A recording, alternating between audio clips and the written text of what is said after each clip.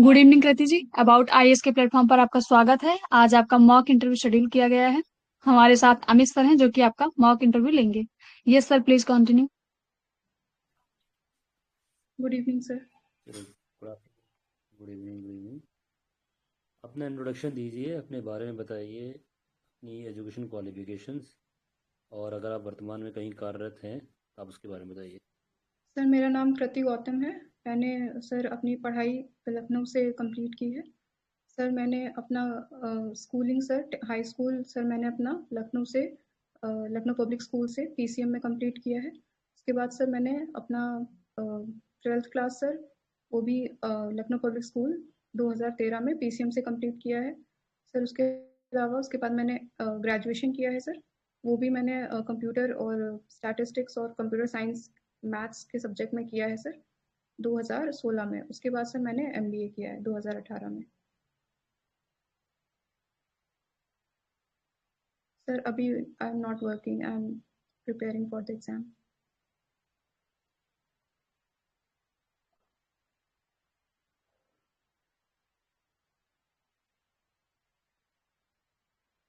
Hello.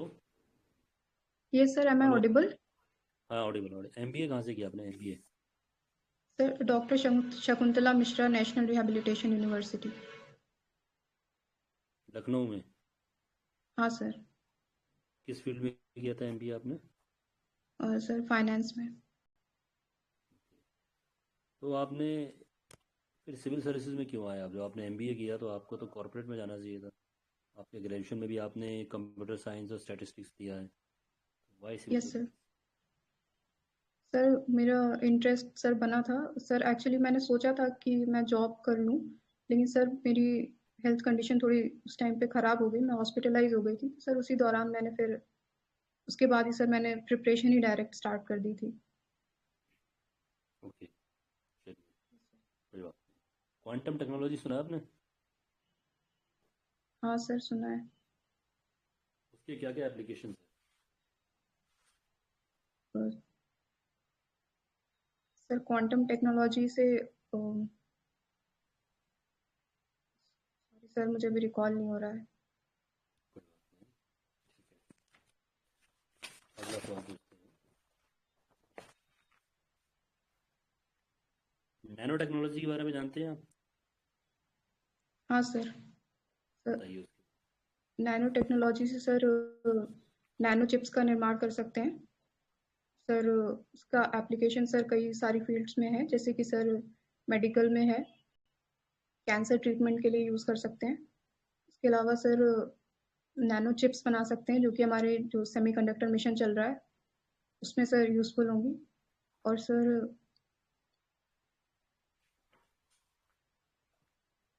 चलिए, कोई बात नहीं। Sorry Paris sir. एग्रीमेंट का नाम सुना आपने? पेरिस एग्रीमेंट क्या है? सर मुझे अभी याद नहीं आ रहा है।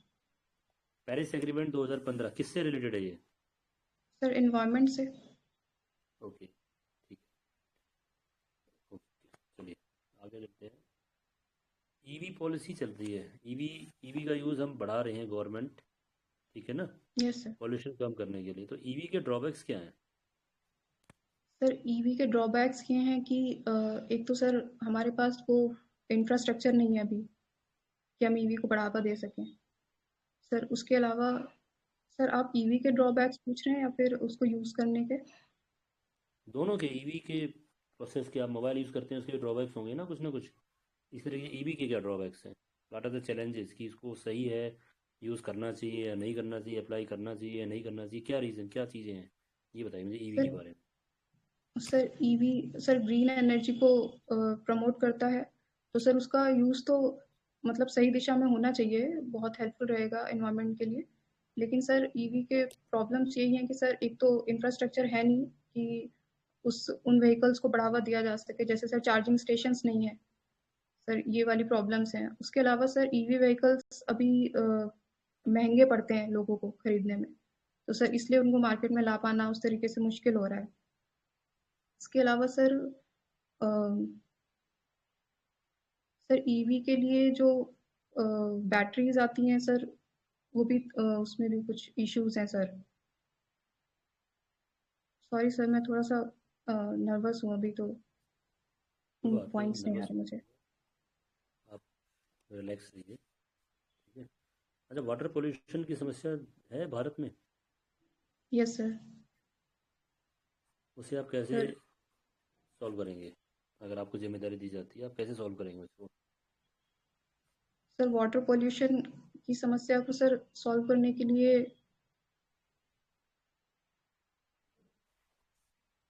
सर सर जैसे कि वाटर पोल्यूशन है तो सर, अगर सर पहले तो उनके कारण आइडेंटिफाई करेंगे कि क्या किस वजह से हो रहा है। जैसे कि जिस एरिया में मैं हूँ तो सर वहाँ पे पोल्यूशन ही, मतलब जैसे कि नालियाँ हैं सर, तो वो खुली हुई हैं, तो अगर उसकी वजह से हो रहा है, अगर रिसाव की वजह से हो रहा है कि पाइपलाइन खुली हुई है, तो सर हम्म। उनको रिपेयर करने का काम किया जाएगा। ओके। और और सर इसके अलावा सर अ, वाटर पोल्यूशन होता किस कारण से है? क्या कारण है जिनसे वाटर पोल्यूशन होता है? सर इंडस्ट्रियल पॉल्यूशन की वजह से होता है। तो आप और जो उसमें काम करेंगे ना। जी जो सर। कारण है आप जो कारण है आप उसमें काम करेंगे ना। अगर इंडस्ट्रियल पोल्यूशन होता है तो ट्रीटमेंट कराएंगे, वाटर प्लांट ट्रीटमेंट कराएंगे, इन सब हाँ चीज़ों को सर। देखेंगे ना। उस पर काम सर करेंगे इंडस्ट्रियल, केमिकल। हाँ हाँ। इंडस्ट्रियल वाटर पॉल्यूशन की वजह ट्रीटमेंट से वाटर होता है, ट्रीटमेंट प्लांट एग्रीकल्चरल करेंगे। रन ऑफ, हम्म, जी। सर उसकी वजह से अच्छा, तो होता ये है। नेचुरल फार्मिंग क्या होता है? सर नेचुरल फार्मिंग में हम लोग वो इनपुट्स देते हैं सर जो ऑर्गेनिक हो। जैसे कि जो सर जैसे कि जो काऊ डंग की फर्टिलाइजर हो गई सर। उसके अलावा और सर और और ऑर्गेनिक फार्मिंग क्या होता है? ऑर्गेनिक फार्मिंग क्या होता है? सर ऑर्गेनिक फार्मिंग में हम लोग वही इनपुट्स देते हैं जो कि केमिकल बेस्ड ना हो। तो ये दोनों सेम है, अलग अलग है? सर इनमें कुछ डिफरेंस है, वो एकदम सेम नहीं है। क्या difference sir sir I think organic farming में 100% ऑर्गेनिक चीज़ें जाती हैं, और नेचुरल फार्मिंग में हम केमिकल का यूज़ कम कर देते हैं,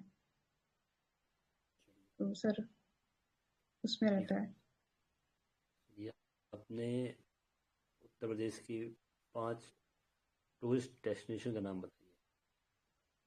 सर उत्तर प्रदेश की 5 टूरिस्ट डेस्टिनेशन में सर पहला तो लखनऊ का इमामबाड़ा आ जाएगा सर। हम्म, इमामबाड़ा, छोटा इमामबाड़ा, बड़ा इमामबाड़ा।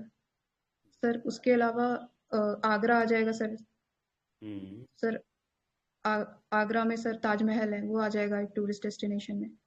उसके अलावा सर सारनाथ है, जहाँ पे बुद्ध जी ने अपना पहला सरमन दिया था, तो वो आ जाएगा सर 3rd नंबर पे। इसके अलावा सर 4th पे आ जाएगा, वाराणसी आ जाएगा, तो वहाँ हम्म, के घाट्स हैं सर। इसके अलावा हम्म। 5th में आ जाएगा, सर 5th में आ जाएगा अ, सर प्रयागराज आ जाएगा, क्योंकि वहाँ पे संगम है। ओके। तो सर ये 5 टूरिस्ट डेस्टिनेशन रहेंगे सबसे ज़्यादा यूपी के। टूरिस्ट किस डिस्ट्रिक्ट में आते हैं उत्तर प्रदेश में? पिछले साल किस डिस्ट्रिक्ट में आए होंगे?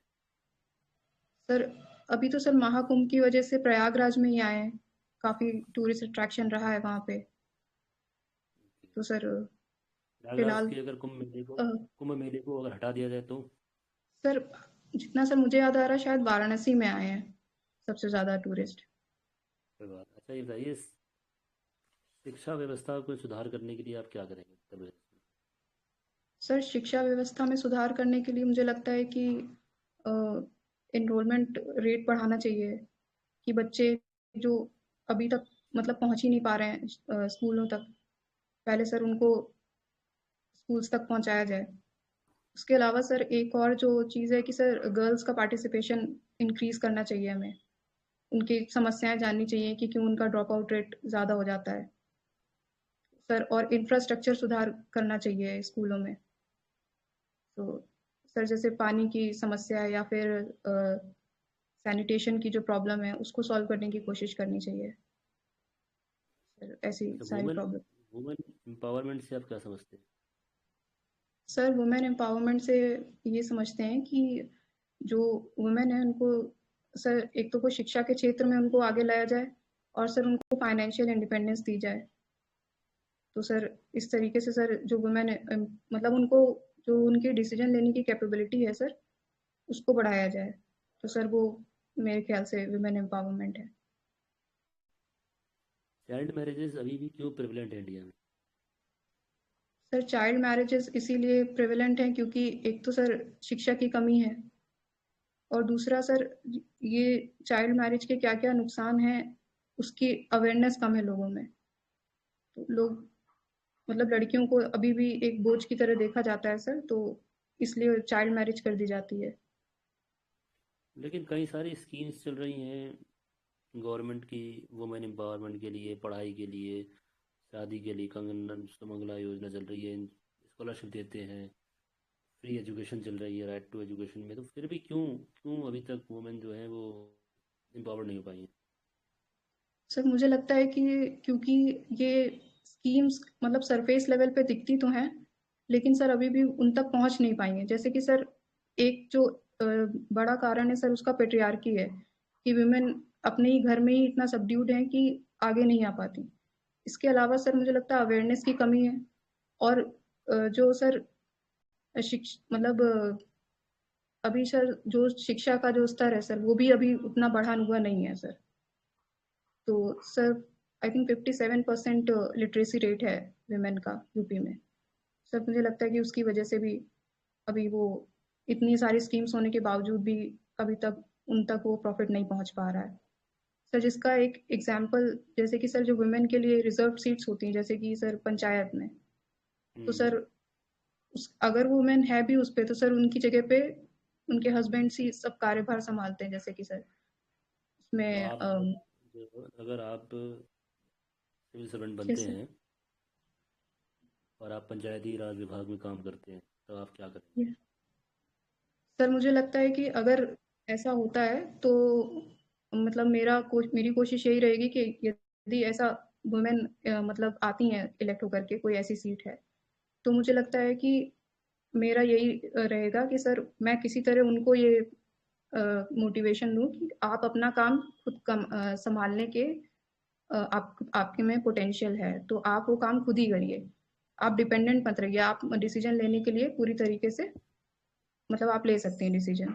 तो आप उनके ऊपर डिपेंडेंट मत रहिए, और जिस तरह से आप अपना घर संभाल रहे हैं आप संभाल सकते हैं पूरा गांव। कोई सर मुझे लगता है कोई कि और सर अगर अगर सर ऐसा हुआ तो सर शिक्षा को भी बढ़ावा देंगे उस क्षेत्र में, और उनके फाइनेंशियल इंडिपेंडेंस के लिए भी सर काम करेंगे।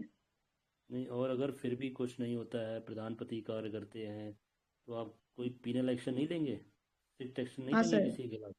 क्या हाँ लेंगे सर आप? लेंगे सर। क्या करेंगे?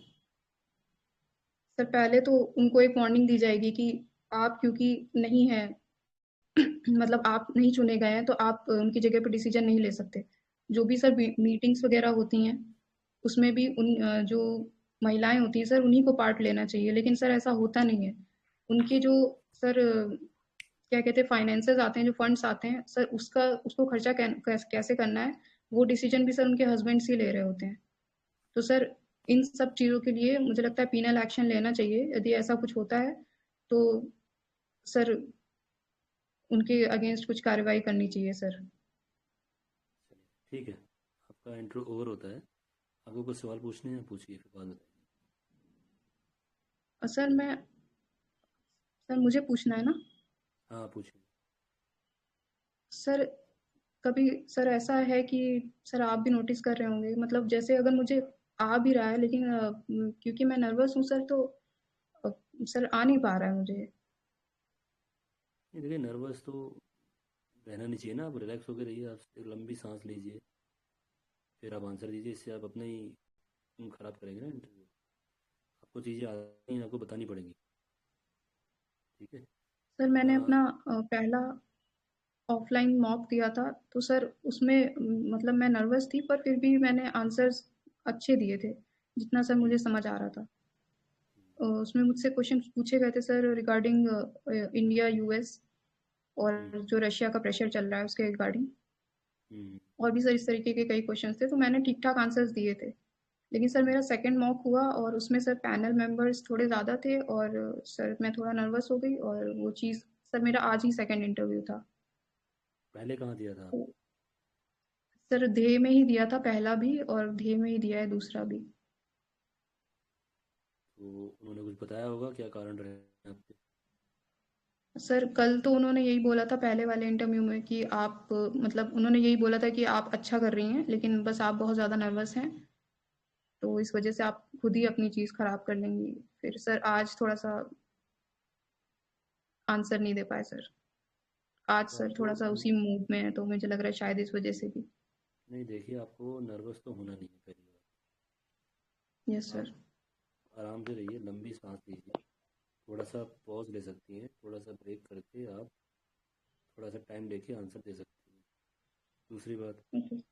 मुझे लगा कि आपको थोड़े कॉन्सेप्ट्स की कमी है, जैसे नेचुरल फार्मिंग, ऑर्गेनिक फार्मिंग में अगर आपको नहीं पता है तो आप ये बोल सकते हैं कि मुझे इस बारे में इतनी जानकारी नहीं है, अभी मैं नहीं बता पा रही हूँ।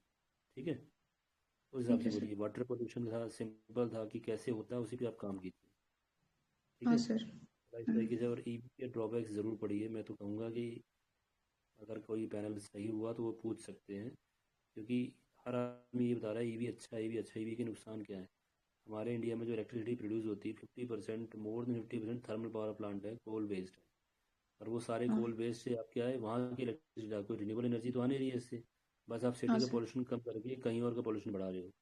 दूसरी बात, इनके बैटरी के डिस्पोजल की समस्या है, ये इन्वायरमेंटल हजार्ड है। हमारे पास यस सर। Infrastructure yes. नहीं है, चार्जिंग वार्जिंग ये सब बात की बात है, ये भी सही है। मैन्युफैक्चरिंग नहीं है हमारे पास ज़्यादा, हमारे पास क्रिटिकल मिनरल्स नहीं है। कभी चाइना टूट चाइना पे जाएगा तो क्या डिपेंडेंसी करोगे? है हमारी। तो स्ट्रेटजी चीज़ है, इस चीज़ों को थोड़ा पढ़िए।